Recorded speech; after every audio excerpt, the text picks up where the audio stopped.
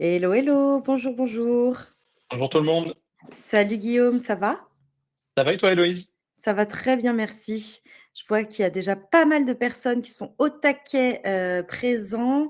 Salut Domiti, salut Loïc, salut Brice, salut Maya, Marie-Laure, Hector, plein de monde, trop bien. Vous avez un petit chat en bas à droite où vous pouvez vous saluer déjà, mais ce sera aussi un endroit où vous pourrez poser toutes vos questions.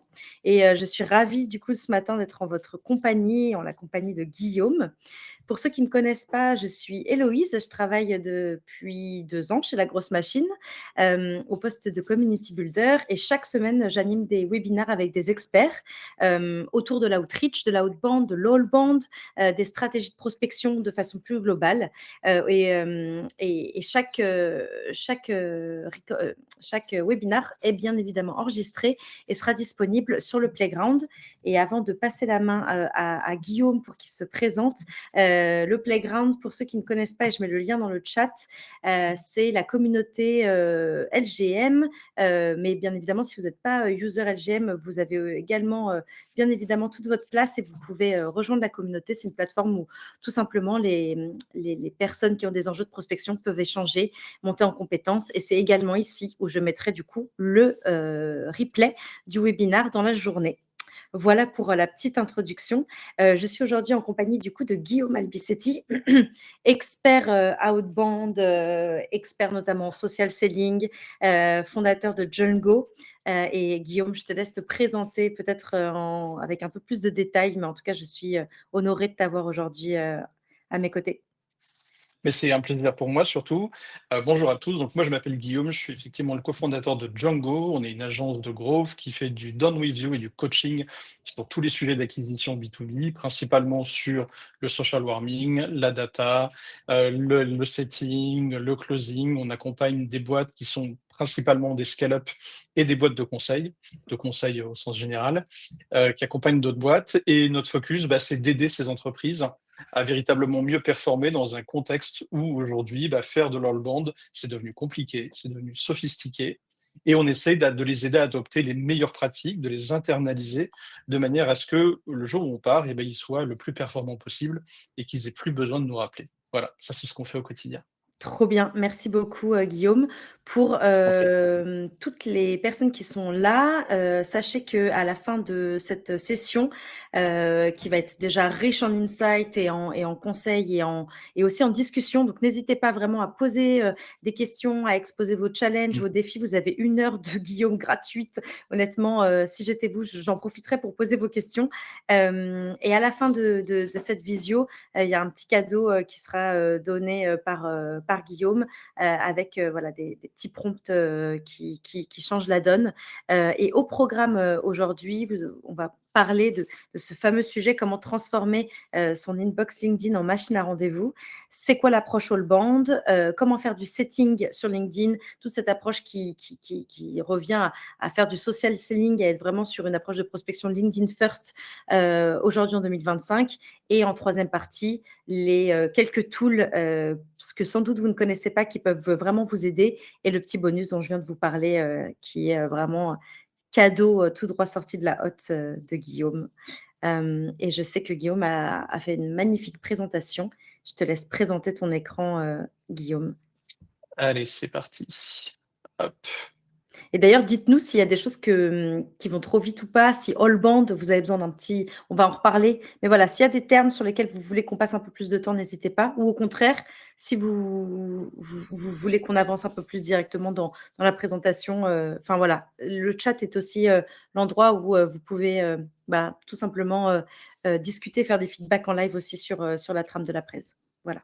Ouais, juste pour rebondir là-dessus, effectivement, surtout, n'hésitez pas à me couper, à poser des questions dans le chat. Je les verrai pas forcément, mais Héloïse, si tu veux bien me Oui, les remonter, c'est super. L'idée, c'est que ce soit interactif, que ce soit le plus actionnable possible, que ce soit pas un long tunnel où je vous endors au bout d'un quart d'heure. Donc, n'hésitez surtout pas. L'idée, c'est que ce soit vivant et qu'on puisse vous apporter un maximum de valeur pendant l'heure qu'on a à passer ensemble. Et puis, si ça yes. doit déborder pour certains, en ce qui me concerne, c'est pas un problème, donc n'hésitez pas. Trop bien. Ok, donc aujourd'hui, objectif, derrière un titre évidemment toujours un peu accrocheur, mais transformer votre messagerie LinkedIn en ligne machine, on en entend beaucoup parler, il y a beaucoup de promesses autour de ça. Ce que moi, j'aimerais surtout vous dire en préambule, avant de rentrer dans le dur, c'est qu'aujourd'hui, faire de la prospection, faire de l'acquisition en B2B, c'est devenu compliqué.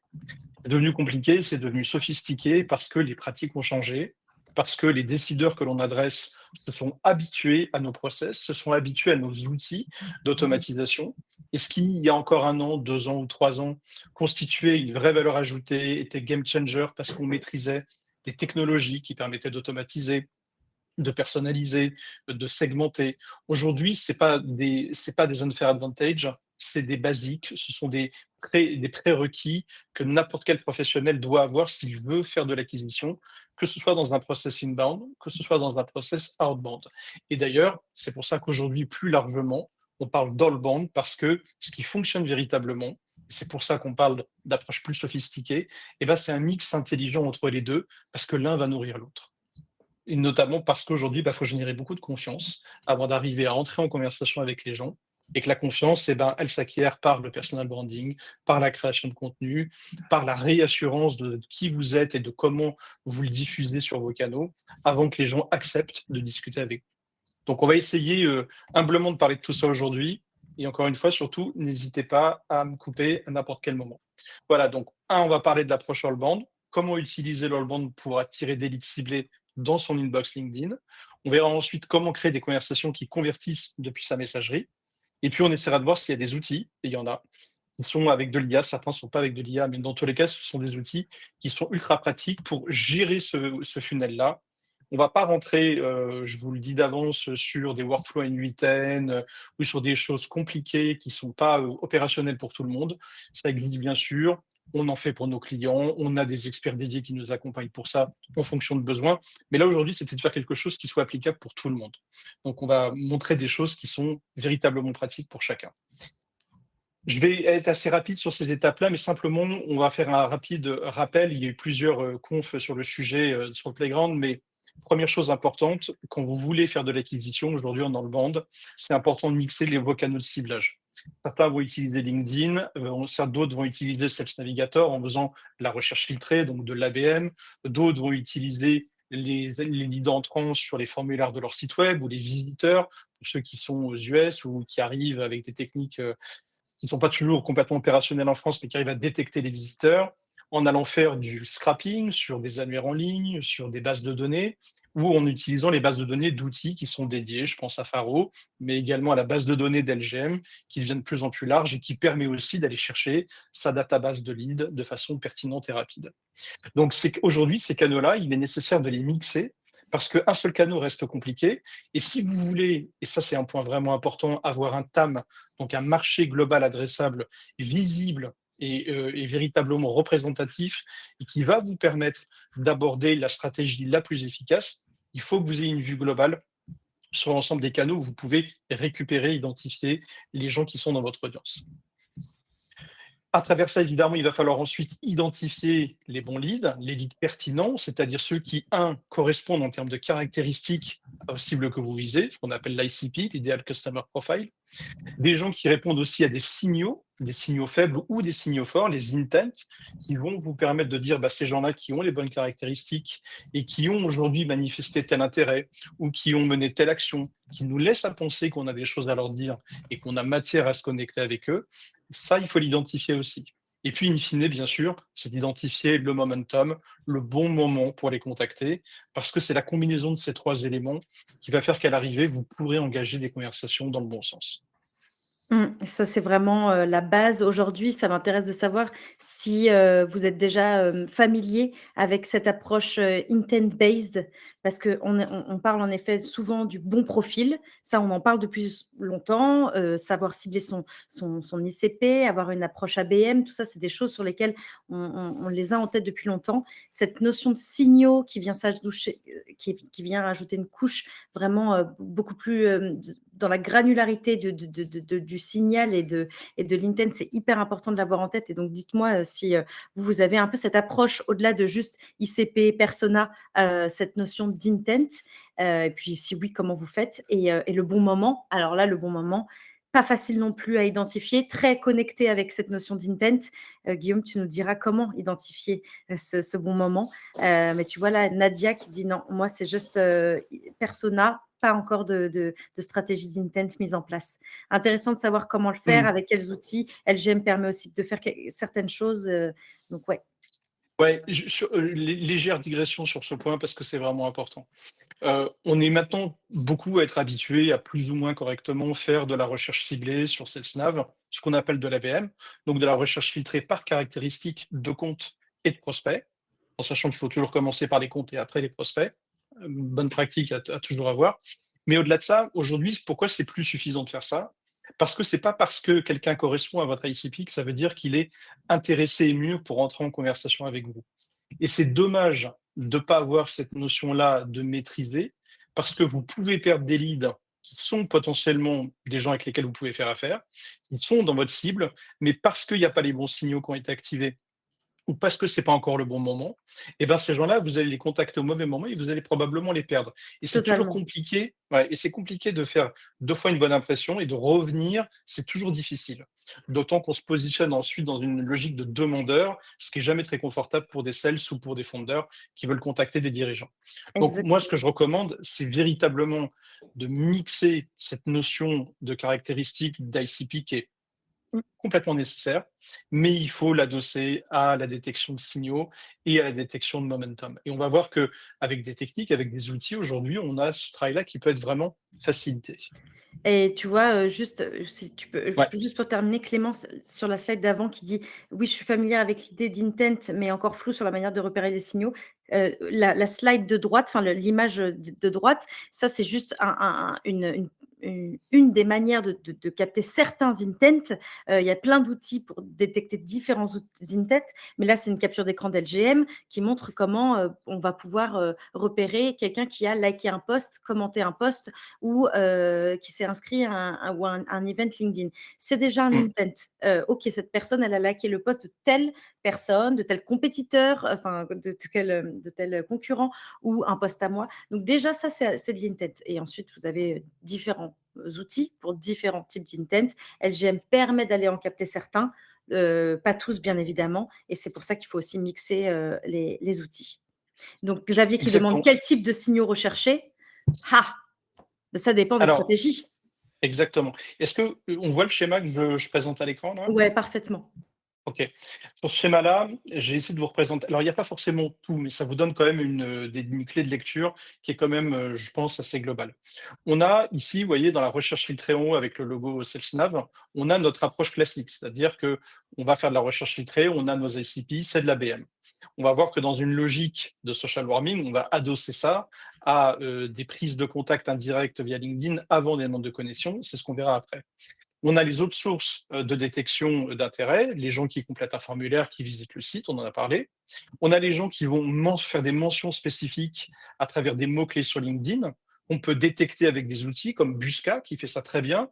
Notre ami Tony, qui est super bon et que je vous invite à aller découvrir parce que Busca était vraiment un super outil qui, en plus, bénéficie d'une synchro LGM hyper bien faite. Donc, allez vous renseigner. Ça permet de faire ce qu'on appelle du social listening, c'est-à-dire écouter les réseaux sociaux, notamment LinkedIn, pour détecter qui parle de quoi en fonction de mots d'intérêt que vous pouvez avoir sur un sujet. Ce qui vous permettra de détecter des gens donc, qui ont un intent sur probablement une verticale d'intérêt qui peut vous donner envie d'aller vous connecter et d'engager la conversation avec eux. Donc on a ce type d'approche. On a aussi les gens qui vont publier du contenu. On a tous ceux qui vont interagir avec ces contenus, nos contenus, bien évidemment, ceux de notre équipe, nous-mêmes et notre team, mais également ceux de nos concurrents, ceux qui font partie des influenceurs ou des créateurs de contenu du secteur. Bref, on peut aujourd'hui identifier sur LinkedIn, qui est un hub extraordinaire pour ça, l'ensemble des gens qui manifestent un intérêt. Ça peut être aussi avec des events LinkedIn, des live streams, des webinaires. Il y a plein de choses possibles identifiables. Et toutes ces sources-là, nous permettent ensuite d'aller récupérer des leads, d'en faire un extract, de les enrichir pour avoir l'ensemble des données nécessaires pour pouvoir les qualifier et effectuer derrière un scoring d'ICP pour vérifier s'ils rentrent bien dans notre caractéristique de lead et de prospect qu'on veut prioritairement adresser. Et à ce moment-là seulement, on passera à l'étape de social warming. Mais pour répondre à la question qui était posée, voilà les différentes sources qui nous permettent de détecter des leads avec des intents. en plus des caractéristiques. Donc, Trop soit on a bien. déjà les caractéristiques définies, soit on va les définir en deuxième temps, une fois qu'on aura détecté les intents. Et sur la OK? partie website visitor, il y a beaucoup de questions qui tournent autour de ça, RGPD, pas RGPD, est-ce que ça calcule? RGPD. Voilà, exactement. Nous, c'est vrai que toute la liste à gauche, chez LGM, on l'a soit en natif, la partie, LinkedIn, Engagement, j'ai mis dans le chat, la page qui est dédiée à ça. La partie, social listening avec l'intégration Bousca, mais Website Visitor, on a aussi des intégrations avec des tools comme Airbnb, Vector, qui permettent donc toute la partie de gauche, en fait, je suis en train de me rendre compte qu'elle est couverte par LGM, que ce soit par des intégrations ou en Mmh. natif.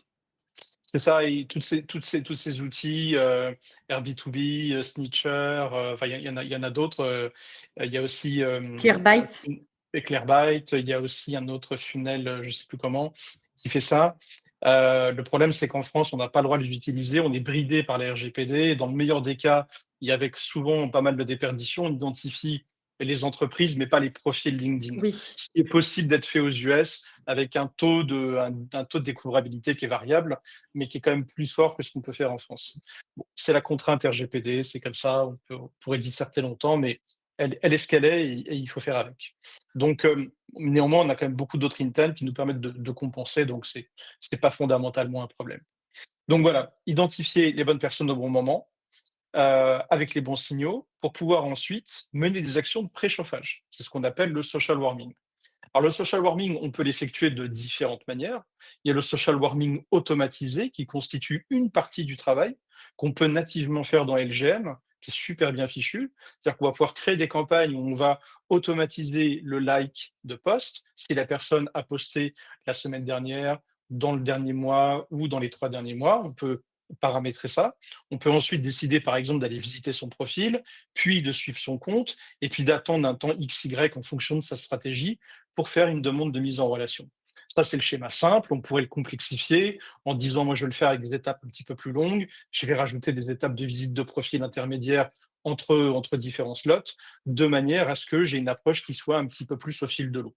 En fonction des cibles que l'on adresse, en fonction de la typologie des profils et qui sont plus ou moins simples à aborder. Ce que je veux dire par là, c'est qu'on va plus facilement rentrer en communication avec un directeur ou un sales manager dans une startup qu'avec un expert comptable dans une PME. Donc, on n'a pas toujours la même catégorie de gens et il faut être habile pour comprendre véritablement ces personas et construire autour de ça des séquences qui font sens au regard de la typologie des gens qu'on adresse. Ça, c'est la façon automatisée qui a le mérite d'exister et qui fait une grosse partie du job, mais à mon sens, elle n'est pas suffisante. Elle n'est pas suffisante pourquoi?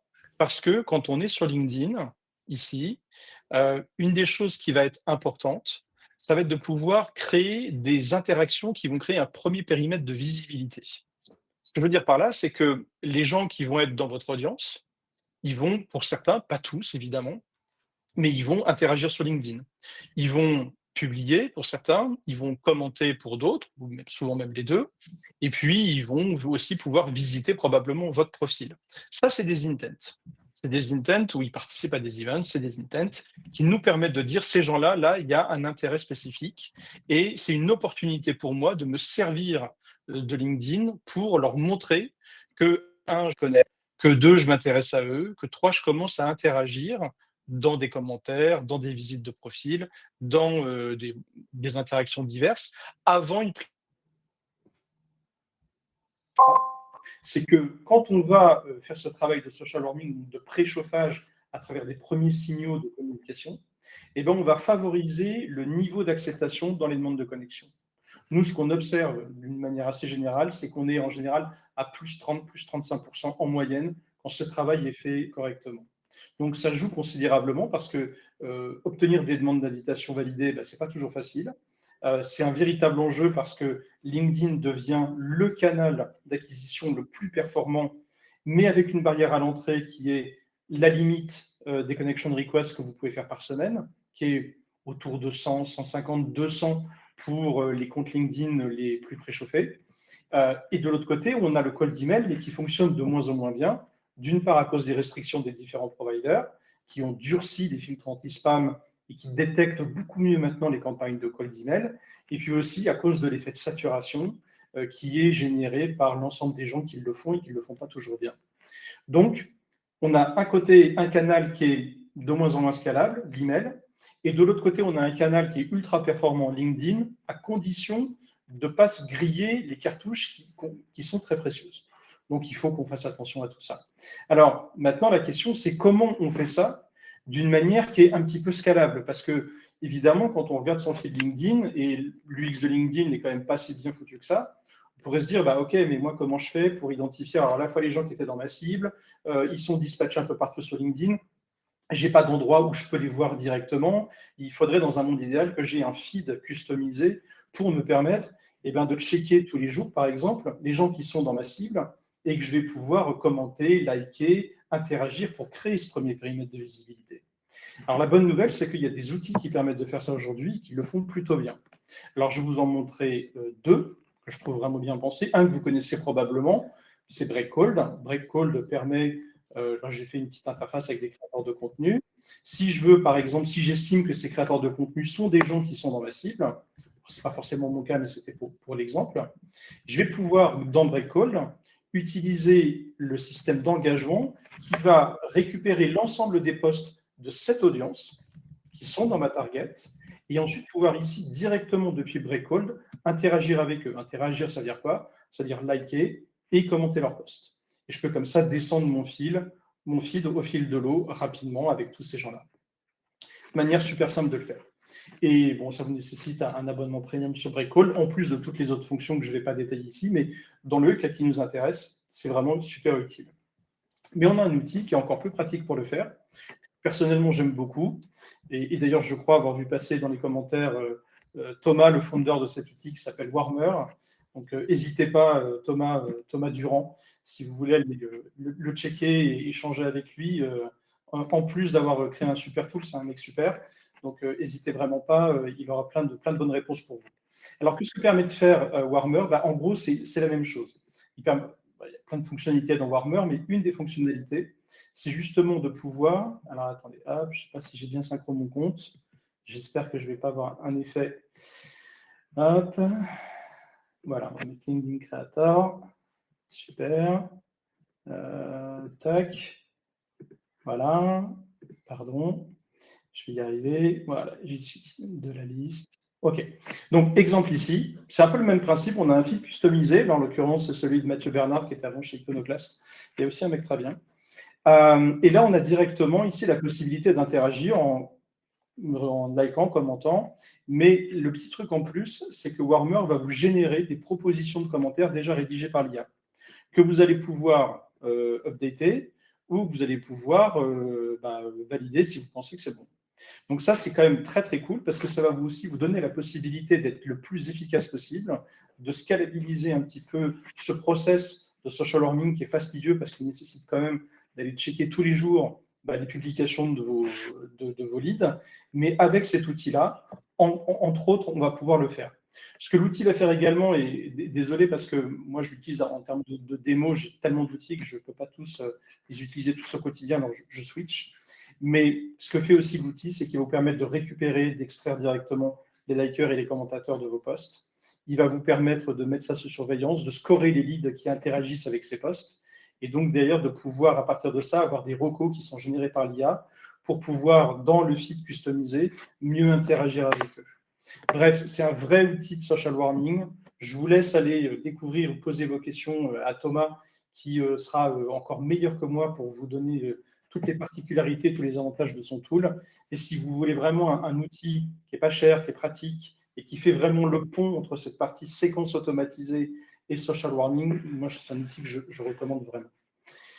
Voilà, donc là, on a des possibilités concrètes de vraiment le faire de façon intelligente. Et juste pour terminer là-dessus, comme toujours, tout est question de momentum, donc ajustez bien dans votre séquence, si vous utilisez le GEM notamment, qui à mon sens est le meilleur outil pour le faire, de vraiment aligner ça sur la typologie de vos cibles, c'est vraiment important. Bien ensuite, l'étape fatidique, c'est comment on va ouvrir la conversation en DM, et ça, on va pouvoir le faire évidemment quand, à l'issue de cette étape qui aura été, je l'espère, le mieux faite possible, hop, je suis en train de casser mon schéma, on va pouvoir donc faire des demandes de connexion. Et ces demandes de connexion validées nous permettront d'ailleurs d'engager la conversation en DM. Et c'est là où tout le nerf de la guerre va opérer. Pourquoi? Parce que aujourd'hui, on est en train en tout cas nous, c'est ce qu'on observe, de voir apparaître un vrai basculement entre des approches séquentielles et des approches conversationnelles. Qu'est-ce que ça veut dire? Ça veut dire que jusqu'à il n'y a pas très longtemps, on faisait ce qu'on évoquait tout à l'heure, c'est-à-dire qu'on va détecter des gens à travers des caractéristiques. On va sur Sales Navigator, on met ses filtres, on a des listes de gens, on prend cette liste, on l'extrait. Si on est pro, jusqu'au bout, on l'enrichit, on check plusieurs providers pour avoir tous les emails, les numéros de téléphone, on segmente, et puis on se dit, ces gens-là, on va les mettre dans une campagne, on va créer un copywriting et un flow avec des étapes, on va les penser intelligemment, et puis, si les gens nous acceptent sur LinkedIn ou s'ils ouvrent nos emails, ils recevront un flow d'intro et de follow-up. OK. Ça, c'est ce que beaucoup de gens font, et beaucoup trop maintenant le font, mais c'est du séquentiel. Le problème de ça, c'est qu'on est complètement à froid. Et aujourd'hui, ce n'est pas suffisant. Donc, il faut arriver à mixer ces étapes de social warming qui vont créer un petit peu de préchauffage.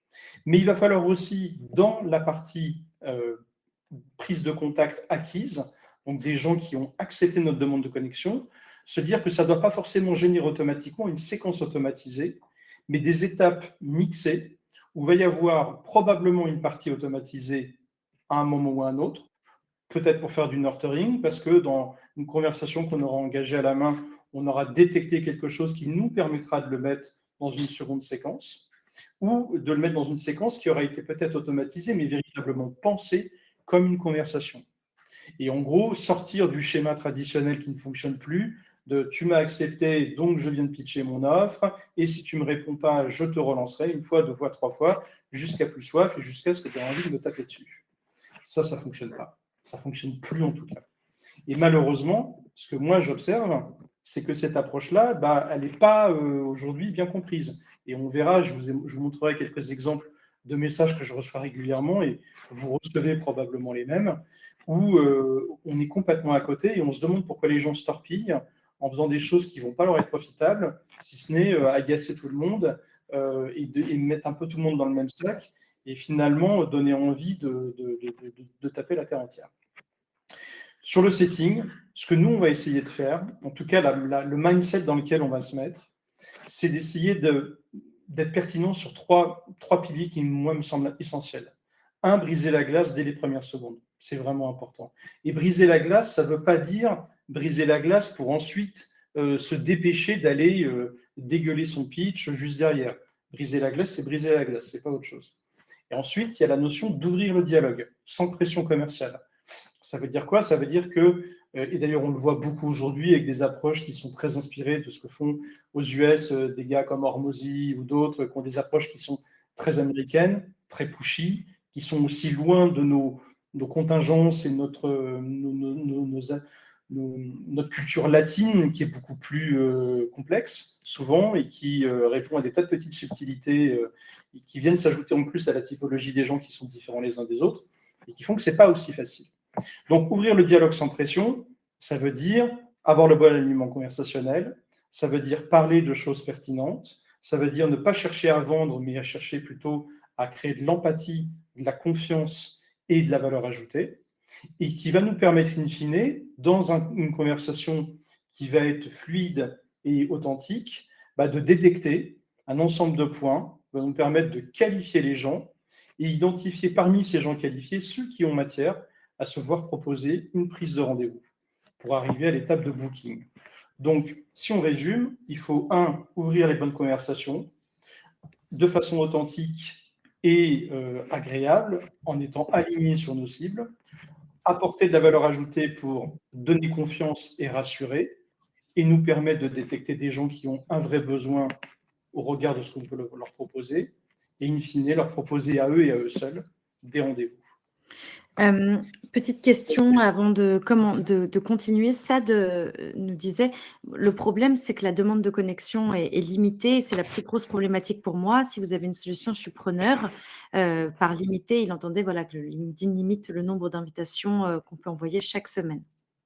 Ouais. Alors, deux choses là-dessus. Deux choses, et l'une est plus complexe que l'autre, mais c'est la seule solution à date aujourd'hui. Effectivement, aujourd'hui, un compte standard peut envoyer 100 invitations par semaine. Ça fait 400 par mois. C'est plus ou moins vrai parce qu'on n'a pas de chiffre officiel, mais moi, par exemple, je peux en envoyer un peu plus, là où quelqu'un d'autre va en envoyer un petit peu moins. Bon, mais globalement, on est au maximum de tout. On peut grappiller 50, 60, 100 peut-être en plus, mais c'est le maximum. Donc, qu'est-ce qu'il faut faire? Déjà, il y a 2 écoles. Il y a est-ce que j'envoie des invitations sans note ou avec note? Quand on est avec note, on est encore plus limité. Quand on est sans note, on est un tout petit peu moins limité dans la logique de ce qu'on vient de se dire. Mais envoyer des notes, ce n'est pas toujours une bonne stratégie. Ça peut l'être, mais ça ne l'est pas forcément. Alors, je sais qu'il y a un gros débat. Beaucoup me diront oui, mais on voit qu'effectivement, il y a moins de demandes qui sont acceptées. Mais quand elles sont acceptées, elles conduisent à plus de closing. Alors, à ça, j'ai envie de répondre, bah oui, évidemment, parce que si les gens répondent favorablement à une note personnalisée qui en dit déjà beaucoup sur ce qu'on va leur proposer, il est probable que s'ils l'acceptent, c'est qu'ils sont OK pour aller plus loin. Mais ça, de mon point de vue, on passe à côté d'une chose, c'est qu'une note personnalisée qui peut-être n'amène pas forcément exactement bien les choses ou qui va être mal interprétée d'une manière un peu différente par celui en face, va peut-être faire perdre in fine un lead qui, avec une note non personnalisée, aurait accepté la conversation et derrière, on peut le travailler pour qu'il comprenne véritablement où est l'intérêt pour lui. Donc, moi, je serais beaucoup plus mesuré là-dessus et je pense que ça dépend du contexte. Mais Marocco, si je devais en donner une, c'est plutôt de ne pas mettre de note personnalisée. Après, chacun voit midi à sa porte là-dessus. Est-ce que ça répond? Et oui, et deuxième point, pardon, pour répondre à la question, la seule manière de contrebalancer cette limitation des demandes d'invitation, c'est d'essayer de faire en sorte que les gens vous en fassent des demandes d'invitation.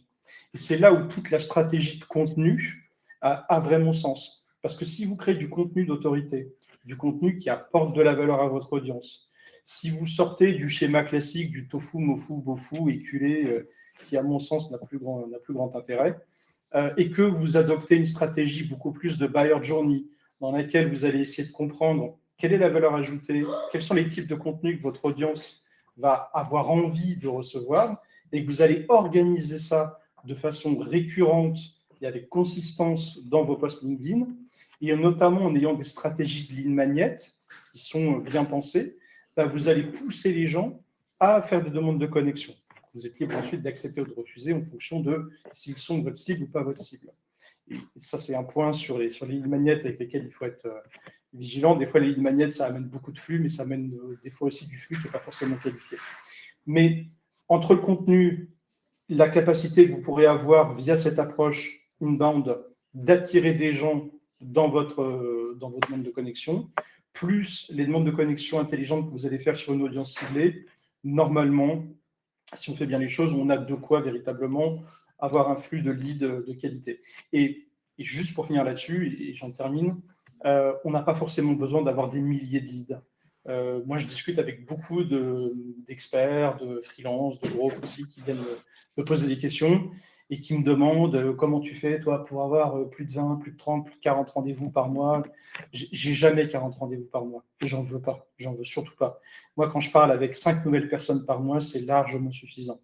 Mais c'est lié à ma stratégie, c'est lié à mes prix, c'est lié à plein de choses. Mais le volume, c'est pas une martingale. On n'a pas tous les mêmes objectifs. Et quand vous êtes sur du high ticket, parler à 50 personnes par mois, vous n'avez pas le temps pour ça. Donc, il faut aussi être mesuré sur ce qu'on voit passer sur LinkedIn. Tout ne se vaut pas et il faut être capable de contextualiser les bonnes stratégies. J'espère que j'ai répondu à la question et désolé d'avoir été un petit peu long. Parfait, merci beaucoup Guillaume. Ouais, il y avait d'autres questions au passage? Non, c'est tout bon. Ok. Sur cette stratégie de setting, moi, il y a un funnel que j'aime bien avoir, c'est ce que je vous disais, c'est commencer par trouver les manières d'ouvrir la conversation avec naturel et authenticité sans rien attendre en retour. Et cette notion d'icebreaker, briser la glace, c'est souvent confondu d'ailleurs avec les intents. Les gens pensent que parce qu'ils ont détecté quelque chose, ça va servir d'icebreaker. Alors, par exemple, salut machin, j'ai vu que tu avais liké mon post, est-ce que je peux t'aider? Ça, c'est pas un icebreaker. Ça, c'est utiliser un intent à mauvais escient. C'est pas parce que vous avez une information stratégique que ça veut dire qu'il faut le crier comme un enfant. C'est hey, tu veux jouer avec moi? J'ai vu que tu avais le même pantalon et même le même ballon. Non, c'est pas intéressant. Autant on peut capitaliser sur ces éléments-là, sur ces intents pour se dire ok, la personne a vu mon profil, elle a interagi avec mon contenu, elle a un niveau de scoring qui devient intéressant. Je vais pouvoir ouvrir la conversation. À ce moment-là, ça fait sens de trouver une accroche qui peut être un petit peu plus travaillée. Par exemple, si vous voulez aborder quelqu'un qui va avoir interagi avec votre post, vous pouvez lui dire salut prénom, j'ai vu passer ton commentaire sur mon post, plutôt sympa. J'en profite pour te partager X ou Y. En complément, tu verras, ça permet d'aller au bout de la réflexion. Et puis ça suffit. Ça peut être quelque chose de plus à propos. Vous apportez de la valeur avec quelque chose de contextualisé qui permet de rebondir sur le fait que la personne a liké votre post ou l'a commenté. Mais vous le faites d'une manière qui est je te donne quelque chose et je ne viens pas te poser une question parce que tu as ouvert la porte ou que tu as regardé par la fenêtre. Si on raccroche ça à quelque chose de simple de la vie courante, et je pense que tout le monde l'a vécu, c'est quand vous rentrez dans un magasin et que vous avez un vendeur ou une vendeuse qui vous saute dessus et qui vous dit « Bonjour, je peux vous renseigner ?» Et elle vous dit ça parce que vous êtes rentré dans le magasin. Et ce n'est pas parce que vous êtes rentré que vous allez acheter. Ce n'est pas parce que vous êtes rentré que vous avez envie qu'on vous parle tout de suite. Ce n'est pas parce que vous êtes rentré que ça veut dire que vous n'avez pas besoin d'un peu d'air pour découvrir ce qu'il y a à l'intérieur. Ce qui est vrai dans la vraie vie, elle est aussi sur LinkedIn. Il faut rationaliser ça pour se dire est-ce que moi, j'aimerais qu'on m'aborde comme ça? Et c'est toujours la question que j'essaye de me poser. Comment j'aimerais moi qu'on m'aborde? Et à partir de là, j'essaie de construire les bonnes stratégies avec les bonnes personnes. Donc, vraiment, pensez à cette notion de naturel et d'authenticité. Et un petit exercice qui marche assez bien pour le faire, c'est d'essayer de penser ça non pas à l'écrit, mais à l'oral. Pourquoi je vous dis ça? Parce que j'observe, pour être très, très focus sur le copywriting, qui est un sujet qui me passionne vraiment, c'est qu'en France, on a un problème avec le copywriting parce qu'on a ce réflexe, alors peut-être qui s'atténue avec les nouvelles générations, avec les Gen Z, mais le passage à l'écrit, c'est toujours quelque chose de plus formel. On n'en est plus véritablement, je vous prie d'agréer, madame, monsieur, mes sincères salutations, bien cordialement, blablabla. Mais globalement, on est quand même un peu empreint de ça en France. Cette culture le passage à l'écrit, c'est formel, je montre mes qualités, mes qualités d'écriture. La conversation, c'est pas ça. La conversation, c'est quelque chose de vocal, c'est quelque chose d'oral. Et l'art de faire du copywriting, c'est de traduire à l'écrit ce qu'on pourrait dire vocalement. Autrement dit, si ce que vous écrivez, vous ne pouvez pas le dire à l'écrit ou sur un message vocal, c'est que c'est pas bon. Il faut le refaire. Et ça, c'est un bon repère, à mon sens, pour optimiser la création de ces messages. La deuxième étape, c'est ce qu'on dit, il va falloir gagner la confiance. Parce que tant que cette confiance, elle n'est pas acquise, de toute façon, vous ne serez jamais amené à pouvoir présenter votre offre, en parler ou répondre à des questions sur le sujet. Et by the way, ce n'est pas la peine de parler de votre offre. Ce n'est pas l'heure de manger. Pas de bras, pas de chocolat. Tant que la personne ne vous a pas posé de questions sur ce que vous faites, ce n'est pas la peine de lui en parler, elle n'est pas prête pour l'écouter. Et en plus, et ça c'est ce que beaucoup de sales ont du mal à comprendre, c'est que ça les met dans une posture qui n'est pas la bonne. La mauvaise posture d'un sales, c'est d'être en demande. C'est la pire des postures. La meilleure des postures, c'est de répondre à un besoin qui a été demandé. Donc de se positionner comme un expert, se positionner comme quelqu'un qui vient apporter une réponse à une question qui a été posée. Donc l'art de cette étape-là, c'est de faire en sorte que les gens vous posent les bonnes questions que vous avez envie qu'ils vous posent.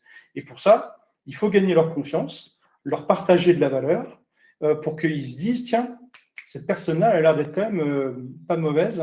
Du coup, je vais lui poser la question parce que j'ai peut-être un besoin et j'ai l'impression que j'ai en face de moi la personne idoine. Donc, pensez à ça. On ne pitch pas. C'est pas l'heure de manger. Il faut d'abord gagner la confiance des gens après avoir ouvert la conversation avec authenticité. Et à ce moment-là seulement, si les gens vous le demandent, vous pourrez parler de votre offre.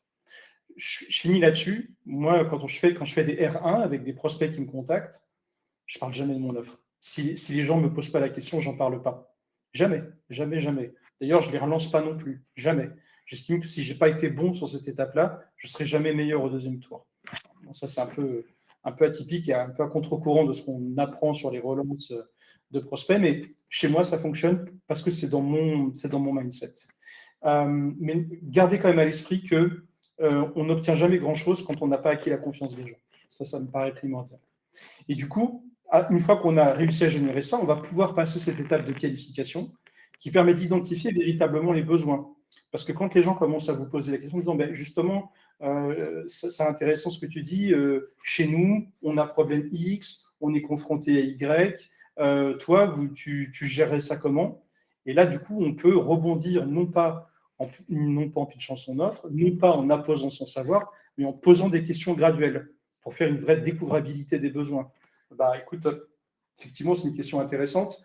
Aujourd'hui, vous avez ci, vous faites ça. Est-ce que vous avez pensé à ça? Qu'est-ce que vous avez comme stat sur tel point? Et petit à petit, en faisant ça, on rentre véritablement dans une conversation. Alors, il est rare en setting d'avoir ce niveau de granularité, mais c'est l'idée générale qui permet d'avoir des premiers insights et qui vont vous permettre, in fine, de dire, ces gens-là, ils ont des besoins, on est en confiance, j'ai des premiers éléments qui me laissent à penser que ce que je propose, moi, peut vraiment répondre à leurs besoins et que je ne vais pas leur faire perdre leur temps. C'est le moment de leur proposer un rendez-vous. Et là, on rentre dans un momentum de booking qui va nous permettre, parce qu'on est au moment idéal, les gens sont chauds, on est en conversation, on est en confiance, on est entre gens bien, on va pouvoir se parler one-one, un rendez-vous, un call, une visio. Et à cette étape-là, ce que moi je trouve assez pratique dans LinkedIn et qui vient, je trouve, enclencher plus fortement les bookings, c'est quand on arrive à insérer des petites étapes de vocal, de LinkedIn Voice. Et ça, vous pouvez le faire manuellement, vous pouvez aussi l'automatiser, bien sûr, dans l'IGN, qui permet de le faire manuellement ou même avec de l'IA pour l'ajout des first names automatisés. Donc, avec cette façon de gérer la conversation, non pas comme une séquence, non pas comme quelque chose en silo, mais quelque chose de vivant, mais qui obéit à une logique de funnel, vous allez vraiment pouvoir commencer à vous servir de votre inbox pour générer des vrais rendez-vous à forte valeur ajoutée. Ça, c'est vraiment le processus. Je t'écoutais, Louise, pardon. On a une question de Nadia qui disait, mais est-ce que tu peux nous donner des exemples de comment discuter un peu avec la personne avant de lui proposer une offre? Alors, je crois que dans ta présentation, il y a quelques exemples de conversations réelles que tu as eues, mais un peu pour revenir sur ce que tu disais et qui peut aussi aider Nadia à se mettre un peu dans le bon mindset,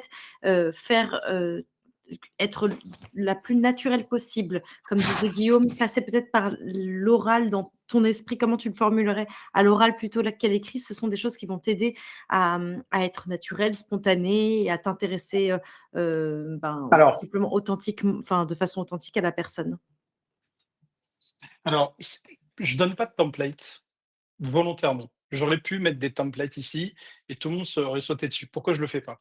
Parce qu'un template, ça a zéro valeur et qu'en fait, en fonction du contexte, il est complètement inadapté. Donc, je suis navré de ne pas avoir de réponse magique à ça, mais ce que je peux dire, c'est que la meilleure chose à faire pour ouvrir les conversations avec authenticité, c'est de se poser une seule question qui me paraît assez facile. C'est quand je parle dans la vraie vie pour la première fois avec un prospect, qu'est-ce que je lui raconte? Comment j'engage la conversation? Qu'est-ce que j'ai l'habitude de faire qui fonctionne sur le terrain? Ce qui va fonctionner dans la vraie vie va fonctionner de la même manière sur LinkedIn. C'est exactement ça. C'est plus des questions à te poser, Nadia, qu'un. Elle est dans quoi, Nadia? Oui, Dis-nous, Nadia, dans quel Nadia, secteur tu es? Exactement. On va essayer de faire un truc. En attendant que Nadia réponde, il y a Hugo qui disait qu'est-ce que tu penses des messages je parle des messages privés sur LinkedIn, de les automatiser. Hugo Strauss qui demande que penses-tu d'automatiser les messages en DM via de l'IA? Alors, c'est une des questions qu'on allait aborder après, mais on peut en parler maintenant. Sinon, on a Nadia qui Oui, nous a non, mais répondu. Vas-y, Nadia. Je te laisse dire parce que j'ai pas le chat. Oui, bien sûr. Elle est dans le paiement en crypto pour les marchands. C'est une solution de paiement en crypto.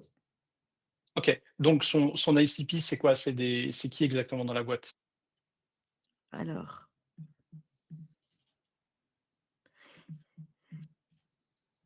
Des décideurs.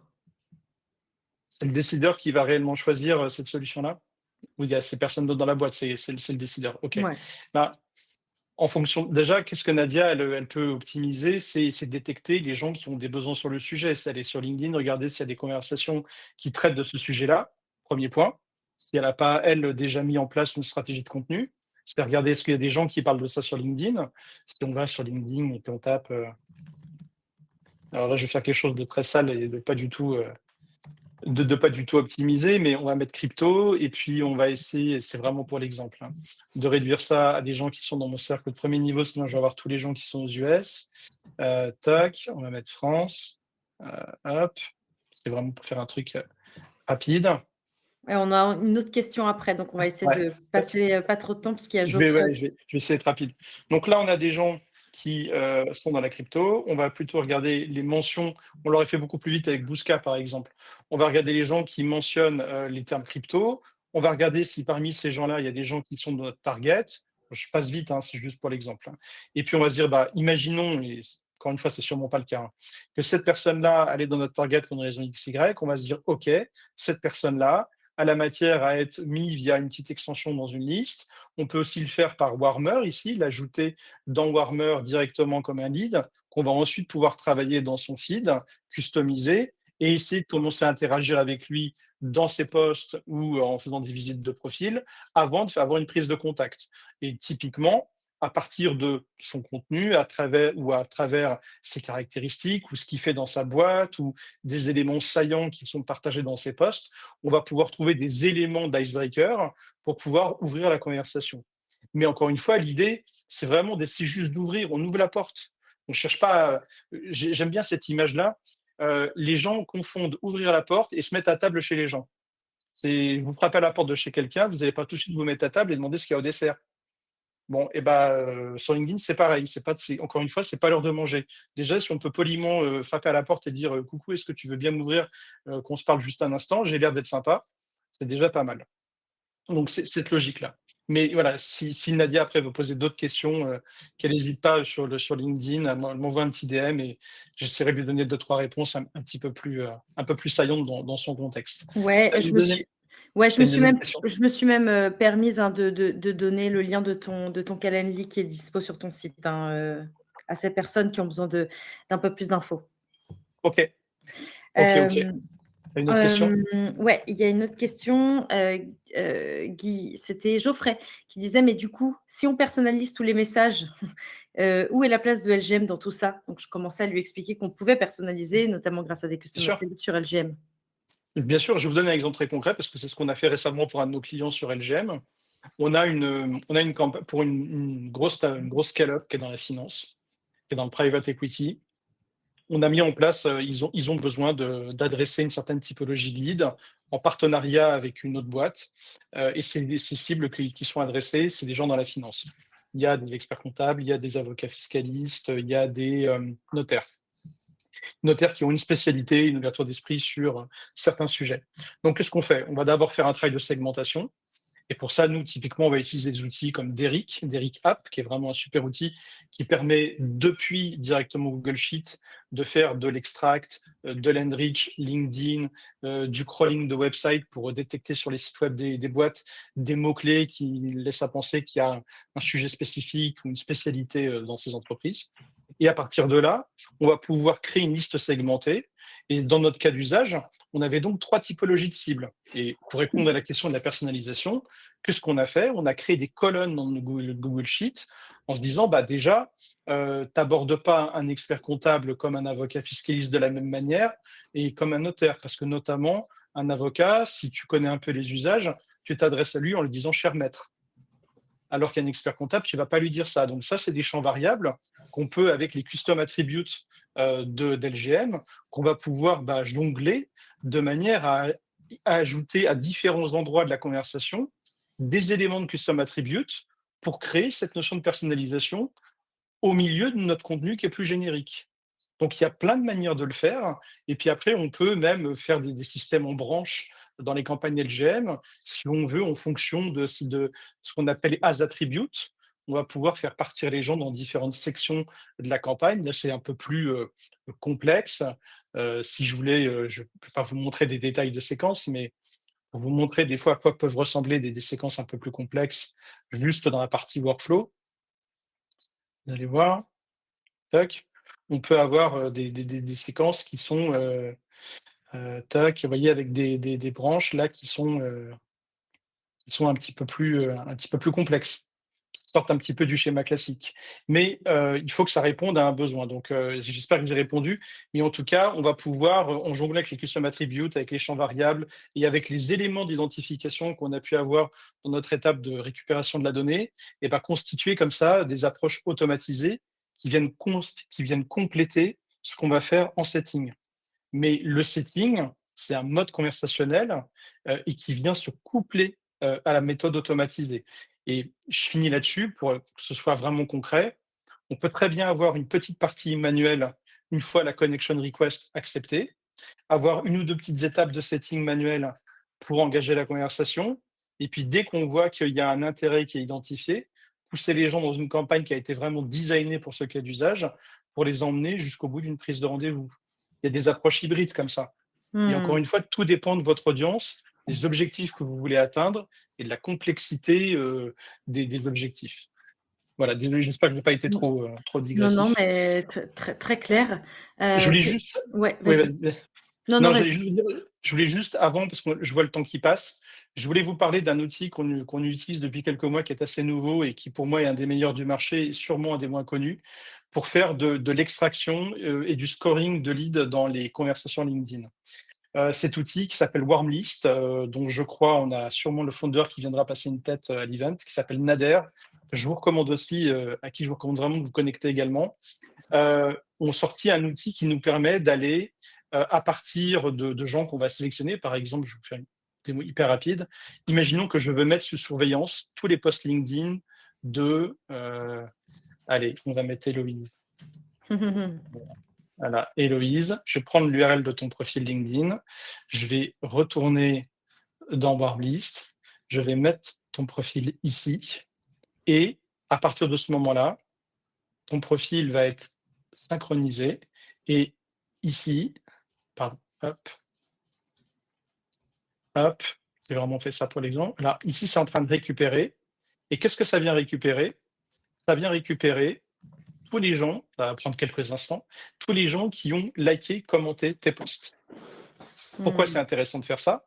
Bah, c'est intéressant parce que bien évidemment, je peux le faire sur mes posts à moi. Ça me permet de récupérer tous mes likers, mes commentateurs. Et pour ce qui me concerne, je peux, en version cookie synchronisé, je peux aussi récupérer mes vues de profil. Là, tu vois, là, ça commence à venir. Ça va mettre quelques minutes. Et une fois que j'aurai récupéré les gens qui soit like et commentent mes posts ou like et commentent les posts de X personnes qui sont dans mon cercle d'intérêt et dont l'audience m'intéresse, je vais pouvoir les récupérer, ajouter, si je veux, des colonnes pour enrichir en termes de data, avoir plus de choses et je vais pouvoir avoir un niveau de scoring me permettant de dire, bah, ces gens-là répondent à une catégorie d'ICP que je vais pouvoir paramétrer ici. Là, je vais pouvoir créer des ICP. Je veux dire, par exemple, je veux, par exemple, voir tous les CIO de boîtes de moins de 50 personnes basées en France qui ont liké ou commenté les posts d'Héloïse. Et ben ça, je vais pouvoir le faire. Et à partir de là, eh bien, je vais pouvoir avoir une liste de résultats qui va être bah, super exhaustif et qui va me permettre véritablement de, là, je pourrais mettre voilà, des dirigeants. Là, il n'y en a peut-être pas. Bon, il faut le temps que ça récupère. Mais en tout cas, c'est comme ça que ça fonctionne. Et ça nous permet d'avoir une vue hyper objective sur qui interagit avec le contenu d'un tel ou un tel, ou moi. Et ensuite, et ça, c'est la petite cerise sur le McDo, c'est que, ah, attendez, hop, Ça ressemble à je vais mettre, Trigify, en fait. Je sais pas si tu connais Trigify, Guillaume. bien sûr, c'est Trigify en 1000 fois mieux. À quel niveau, tu dirais? D'abord, ça marche beaucoup mieux en termes de résultats de recherche, ça plante pas. Là où je trouve que Trigify va planter. Mmh. Alors attends, hop, hop, Tu connais voilà. son prix, à Partnerships?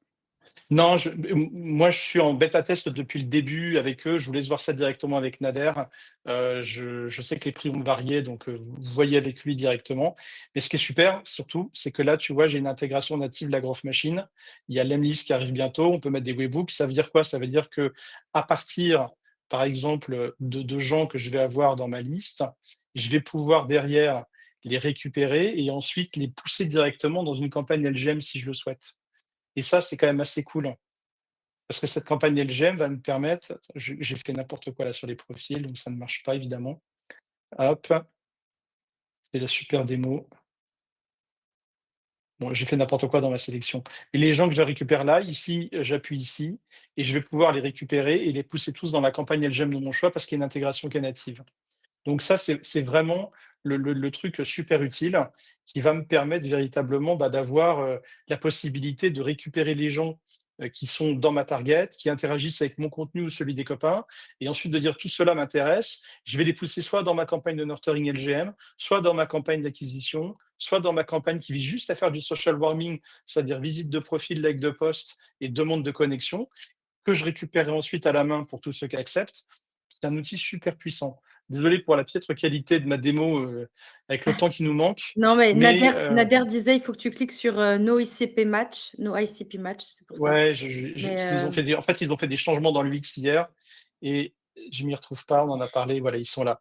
Donc voilà, typiquement, je clique là et si je voulais mettre tous ces gens, voilà, directement dans LGM ici, je pourrais les pusher. Ça viendra, là, j'ai pas synchro sur cet ordi-là, mais je synchro, ça me permet d'envoyer directement dans la bonne campagne. Franchement, pour l'avoir utilisé, déjà une bonne vingtaine de fois, ces derniers mois dans des campagnes clients, c'est juste génial.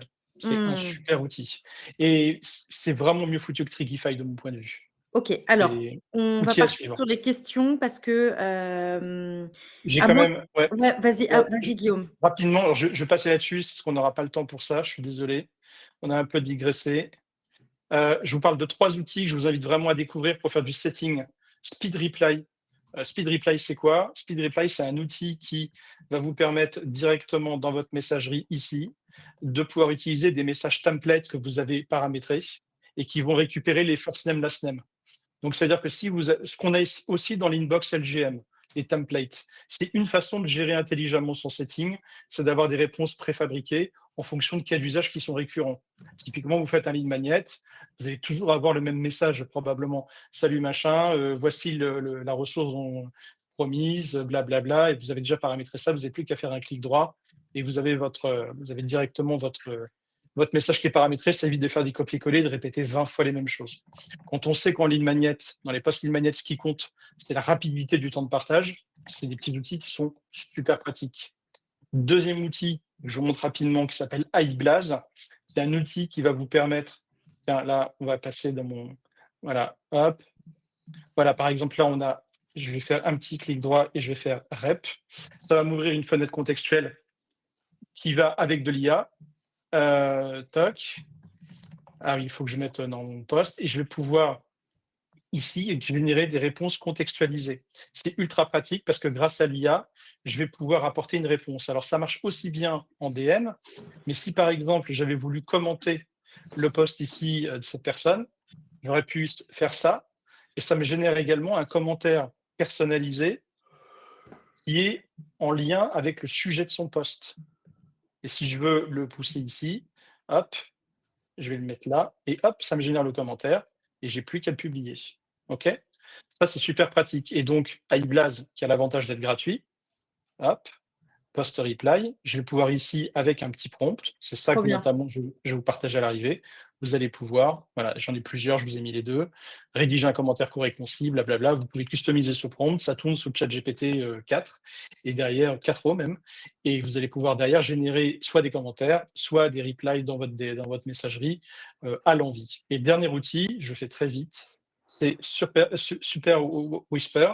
Euh, je vous parlais tout à l'heure de l'importance de mettre de la voix et d'utiliser la voix pour être plus naturel, et bien Super Whisper vous permet simplement, avec une petite commande sur votre ordi, de générer un speech to text, notamment vous pouvez le faire dans votre messagerie, ce qui vous permettrait par exemple ici de dire cette personne-là, j'ai envie de lui répondre, j'ai l'idée dans ma tête, je vais aller sortir vocalement le premier jet de ce que naturellement je lui aurais dit, ce qui sera souvent la meilleure réponse. Et je vais pouvoir le faire en allant simplement cliquer sur un raccourci et parler à haute voix. Et mon message sera parfaitement retranscrit sans faute, même si c'est des mots argotiques, etc. Ces 3 outils très concrets, à mon sens, Speed Reply, iBlaze et Super Whisper, des outils super pratiques du quotidien pour optimiser son setting et son social selling sur LinkedIn. Je te laisse la main, Héloïse, je t'écoute. Alors, trop bien. Merci beaucoup, Guillaume, pour tous ces super tools et insights et hâte du coup de partager ces prompts magiques aussi sur le playground lorsque le replay sera mis en ligne. On a une question de Marc. On a parlé des intents, on a parlé aussi de l'ABM. Il parlait justement Ouais, du momentum. Perso, ouais. ce qui est compliqué, c'est trouver le moment idéal pour contacter ses prospects, le moment où on est sûr qu'ils s'intéressent à nos sujets via le social media, la création de contenu, Mm. la publicité en ligne. Quand définir le moment idéal pour contacter ses prospects, éviter de continuer à faire des listings de questions ouvertes qui restent sans réponse? OK. Alors, notamment, et c'est l'avantage des outils comme Warmlist, mais comme Warmer également, il y a d'autres façons de le faire, mais je vous donne un exemple. C'est des outils qui vont faire du scoring. Et du scoring qui n'est pas basé que sur l'ICP. Du scoring qui est basé également sur les interactions. Ça veut dire quoi? Ça veut dire que dans Warmlist, par exemple, Warmlist va établir un niveau de scoring fort ou faible ou moyen en fonction, un, de si cette personne est dans votre target et deux, de si elle a liké une fois, deux fois, si elle a commenté en plus, si elle a visité votre profil. Et l'ensemble de ces éléments, vous constituez une note qu'on peut en plus paramétrer pour avoir un niveau de pondération qui va être celui que vous estimerez juste pour valider le fait que bah, si par exemple vous avez un pattern récurrent, si par exemple vous identifiez que en général, quand une personne a liké au moins 3 fois vos posts, qu'elle a au moins fait 2 commentaires et qu'elle a visité au moins 2 fois votre profil, c'est le bon moment pour lui faire une demande de mise en relation. Ça, c'est des éléments de scoring qui permettent d'établir un momentum, typiquement. Et l'avantage de ça, c'est qu'on mixe à la fois des gens qui sont dans la caractéristique, dans la SCP, et en même temps des gens qui ont un premier niveau d'interaction suffisant pour qu'on se dise, c'est malin d'aller soit ouvrir la porte, soit de se dire, ils s'intéressent à moi, je vais en retour, moi aussi, faire du social warm-up sur eux, aller liker leurs posts, commenter, utiliser les biais de réciprocité pour pouvoir derrière me garantir et me doubler ceinture bretelle que si, alors que déjà il s'intéresse à mon contenu, qu'il interagit, en plus, moi je fais pareil avec le sien et que derrière je lui fais une demande de connexion, j'ai beaucoup plus de chances qu'elle sera acceptée. Évidemment, modulo le fait que tout le monde ne publie pas sur LinkedIn, mais vous voyez, c'est aussi comme ça qu'on traite cette question du scoring. Une autre manière de le faire, et je donne un dernier exemple là-dessus, quelqu'un qui a participé à un event sur un sujet sur lequel vous avez une expertise très forte et que cette personne, vous voyez qu'elle est déjà dans votre réseau et qu'elle a déjà vu votre profil, pareil, momentum. La personne regarde votre contenu, elle est dans votre réseau, elle a visité déjà votre profil, et vous voyez qu'elle participe à un live qui traite, je sais pas moi, de la prospection, bon, je vais la contacter. Je vais lui dire, tiens, ça fait plusieurs fois que je te vois passer dans mon feed, j'ai vu que toi aussi, tu étais sur l'event de machin, c'était hyper intéressant, d'ailleurs, ça t'intéresse, j'ai rédigé un petit guide qui parle de ça, je te le partage, je me suis dit que ça pourrait faire sens pour toi. Ouais, Enfin, c'est une idée un peu basique, mais c'est rebondir sur des choses qui sont contextualisées, qui permettent de définir des momentum. très cool. Merci beaucoup, Guillaume. Autre question de Frédéric qui disait quelles sont pour toi les meilleures séquences à utiliser sur LGM si on a déjà les gens en connexion sur LinkedIn? J'hésite à les faire passer sur LGM. C'est quoi ça dépend de l'objectif. C'est quoi son objectif? Et en fait, Frédéric, que tu aies déjà tes leads sur LinkedIn ou pas, tu peux utiliser LGM. LGM, ça va être un séquenceur. Donc, Mmh. oui, il y a toute une C'est partie même segmentation et qui peut être intéressante pour utiliser LGM. On a parlé de l'import de leads via de l'intent. Il y a la database LGM, il y a le lookalike LGM. Donc, il y a toute une partie segmentation, création de listes. Mais dès lors que tu as passé cette étape-là, toute la partie qui va suivre, donc qui va être sequencing et multichannel, c'est hyper intéressant d'utiliser LGM. On le disait tout à l'heure, tu as l'utilisation du voice, tu vas pouvoir faire des follow-up beaucoup plus naturels, tu vas pouvoir utiliser justement sur LGM, le chat mode qui va te permettre de découper tes messages LinkedIn en plein de petits messages hyper courts, hyper spontanés à 2 secondes d'envoi. Donc, il y a plein de choses Ça, c'est dans ta super. partie outreach et sequencing et copywriting qui vont t'aider en utilisant LGM. Et juste pour rebondir là-dessus, alors d'abord, oui, le chat mode, c'est génial. C'est sûrement une des features, à mon avis, les plus malines qu'on ait vues sur les derniers mois. Vraiment, vraiment, ça, c'est super, super malin et à utiliser d'urgence. En plus, il y a un unfair advantage parce que les autres outils l'ont pas. Mais pour répondre à la question, parce qu'il y a un sujet derrière ça, c'est en fait, si tu te poses la question de à quel moment il faut que je fasse des séquences ou pas, c'est une mauvaise question si tu n'as pas avant défini quel était l'objectif que tu voulais atteindre. Parce que faire des séquences pour faire des séquences, ça n'a pas d'intérêt. Faire des séquences parce qu'on pense que ça répond à un objectif qu'on veut atteindre et qui a été clairement établi, tu vois, c'est je veux atteindre tel objectif avec tel type de lead. OK. Comment je les trouve? Comment je vais les identifier? Quels sont les intents? Comment faire pour créer un peu de réassurance et de préchauffage avec eux?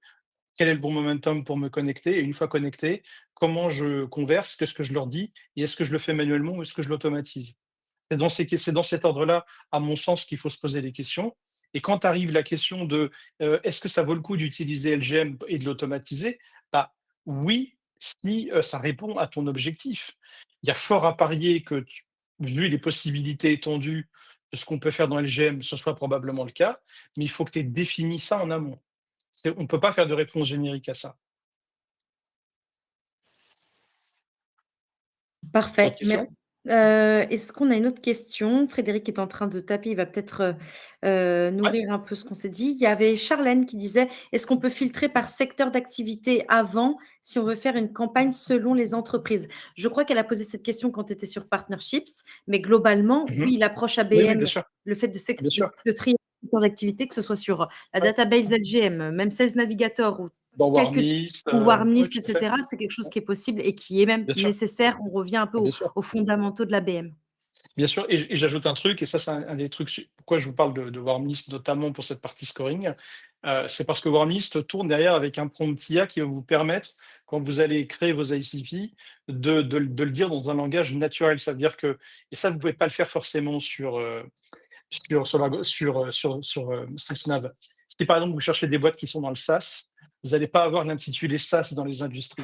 Vous allez avoir software. Et software, c'est très large sur SalesNav. C'est un des trucs les plus mal foutus, les filtres sur SalesNav. C'est ultra pratique de les avoir, mais il n'y a pas cette granularité quand on veut vraiment être saillant. Et donc, bah, le fait d'utiliser, et c'est là, je trouve, l'intelligence de Warmlist, d'avoir utilisé dans la qualification des ACP de l'IA pour pouvoir répondre via des prompts qui sont en back, que vous ne voyez pas, mais qui permettent d'identifier des boîtes qui sont vraiment des SaaS et pas juste des boîtes qui sont, je ne sais pas moi, le logiciel de la Poste. Euh, c'est hyper intelligent. Donc oui, on peut le faire et évidemment, c'est nécessaire. Trop bien, merci Autre beaucoup. question? Est-ce qu'on a d'autres questions? Pas vraiment. Alors, il y a une réponse de Frédéric sur ce qu'on a dit tout à l'heure. Justement, c'est pour trouver le Ouais. bon préchauffage pour les contacter. Je ne suis pas encore convaincue par le vocal. Pour l'instant, je trouve que le matching de voix n'est pas bon avec l'IA. Je ne cherche pas une voix exacte, mais il y a une différence assez notable pour moi. Oui, Juste l'IA. attends, je peux juste, excuse-moi, je te coupe. Juste faire une digression là-dessus, rapide. Le voice, c'est en moyenne plus de 30% de niveau de réponse. À mon sens, tu ne devrais pas te poser la question de le voice, c'est pertinent ou pas. Ce que tu devrais faire, je pense, c'est le tester et valider sur le terrain si oui ou non ça fonctionne. Il n'y a que le terrain qui a raison. C'est pas moi, c'est pas n'importe qui d'autre. C'est le terrain qui a raison. Par contre, le voice, et je peux donner une petite guideline là-dessus. Il y a pas, moi, je n'utilise pas avec l'IA, le voice Oui, sur c'est ce que LGM. j'allais dire. Tu n'es pas obligé Ouais, d'utiliser avec l'IA. je pense que les modèles d'Elevent Lab qui tournent derrière ne sont pas encore suffisamment optimisés, mais avec la dernière version qui vient de sortir, qui est super forte, notamment sur le français, et qui ajoute toute la notion de respiration, soupir et ce qu'on appelle la prosodie de la voix, va être game changer. Allez, je ne pense pas que vous l'ayez encore couplé, mais à date, sans parler d'IA, il y a une façon d'utiliser le vocal, et c'est de la même façon, faut être vocal. Ceux qui utilisent le vocal comme un pitch, c'est pareil, ça marchera pas. «Oui, bonjour, je vous contacte, car, j'ai remarqué que» 0, au revoir. Il faut commencer comme une conversation qui est déjà engagée. Et on n'a pas besoin de mettre les prénoms pour ça. Et il faut On peut commencer sourire. à Il faut sourire pour avoir une belle prosodie de la Ouais, voix.